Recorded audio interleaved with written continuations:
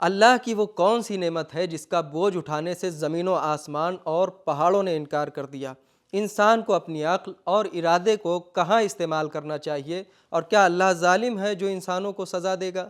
آئیے جانتے ہیں ان سوالوں کے جوابات کے بارے میں ہمارے آج کے اس ایپیسوڈ میں۔ بسم اللہ الرحمن الرحیم۔ محترم ناظرین، سلام علیکم۔ سبیل قرآن کے اس تفسیری پروگرام میں ایک بار پھر آپ کا خیر مقدم کرتے ہیں۔ آج آپ کے سامنے سورہ احزاب کی آیت نمبر 72 اور 73 کی تفسیر لے کر حاضر ہوئے ہیں۔ تو آئیے سب سے پہلے اس سورہ کی آیت نمبر 72 کی تلاوت کو اس کے ترجمے کے ساتھ سنتے ہیں۔ كتاب أنزلناه إليك مبارك ليدبروا آياته وليتذكر أولو الألباب بسم الله الرحمن الرحيم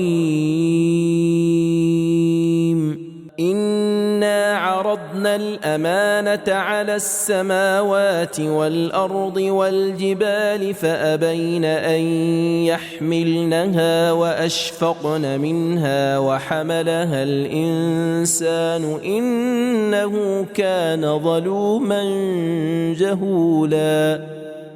بے شک ہم نے روز ازل اپنی امانت کو سارے آسمان اور زمین پہاڑوں کے سامنے پیش کیا، تو انہوں نے اس کے بار اٹھانے سے انکار کیا اور اس سے ڈر گئے، اور آدمی نے اسے اٹھا لیا۔ بے شک انسان اپنے حق میں بڑا ظالم اور نادان ہے۔ تلاوت اور ترجمے کو سن لینے کے بعد اب آئیے اس آیت کے نکات کو بھی غور سے سن لیتے ہیں۔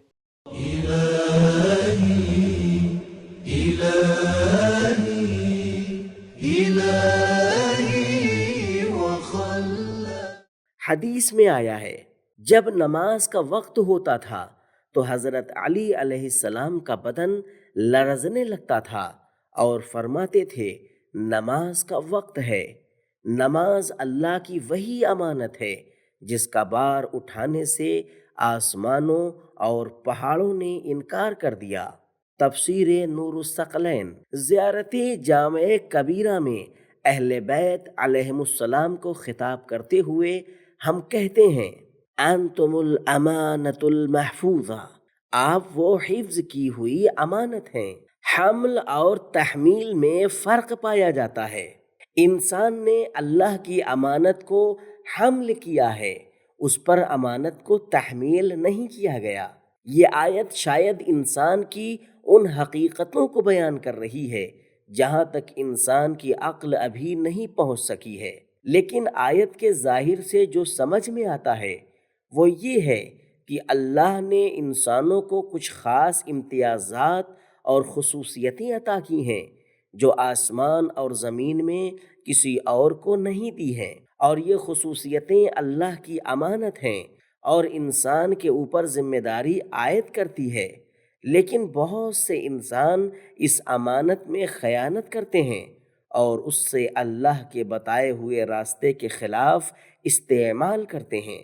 عقل اور ارادے کو حق کے پہچاننے اور اسے انتخاب کرنے کی راہ میں استعمال ہونا چاہیے تاکہ انسان کی ترقی اور کمال کا باعث بنے، لیکن انہیں باطل کی راہ میں استعمال کیا جاتا ہے، جس کے نتیجے میں اس طرح ظلم و ستم پھیلتا ہے کہ انسان کے اعمال جاہلانہ احمقانہ لگتے ہیں۔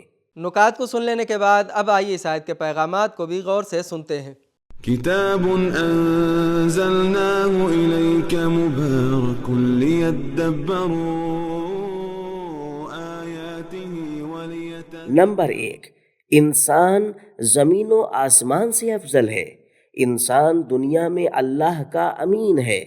نمبر 2، دنیا کے اندر شعور پایا جاتا ہے۔ نمبر 3، انسان کو دی ہوئی اللہ کی نعمتیں، عقل، ارادہ، فطرت، نبیوں کی ہدایت وغیرہ اللہ کی امانتیں ہیں۔ امانت میں خیانت نہ کریں کیونکہ یہ بہت بڑا ظلم ہے۔ نمبر 4، جس چیز کو انسان نے قبول کیا لیکن زمین و آسمان نے قبول نہیں کیا، وہ چیز قنوت، تسبیح اور سجدہ نہیں بلکہ کچھ اور ہے، کیونکہ تسبیح اور قنوت کو زمین و آسمان نے آسانی سے قبول کر لیا ہے۔ اب آئیے سورہ احزاب کی آخری آیت یعنی آیت نمبر 73 کی تلاوت کو اس کے ترجمے کے ساتھ سنتے ہیں۔ لِيُعَذِّبَ اللَّهُ الْمُنَافِقِينَ وَالْمُنَافِقَاتِ وَالْمُشْرِكِينَ وَالْمُشْرِكَاتِ وَيَتُوبَ اللَّهُ عَلَى الْمُؤْمِنِينَ وَالْمُؤْمِنَاتِ وَكَانَ اللَّهُ غَفُورًا رَحِيمًا۔ نتیجہ یہ ہوا کہ خدا منافق مردوں اور منافق عورتوں اور مشرک مردوں اور مشرک عورتوں کو ان کے کیے کی سزا دے گا، اور ایماندار مردوں اور ایماندار عورتوں کی تقصیر امانت کی توبہ قبول فرمائے گا، اور خدا تو بڑا بخشنے والا مہربان ہے۔ تلاوت اور ترجمے کو سن لینے کے بعد اب آئیے اس آیت کے نقطے کو بھی غور سے سن لیتے ہیں۔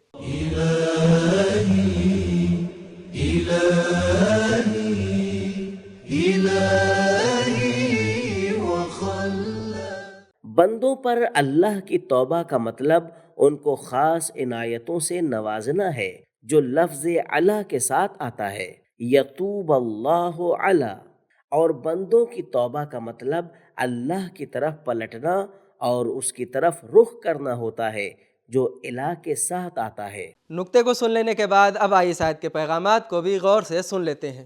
كتاب أنزلناه إليك مبارك ليدبروا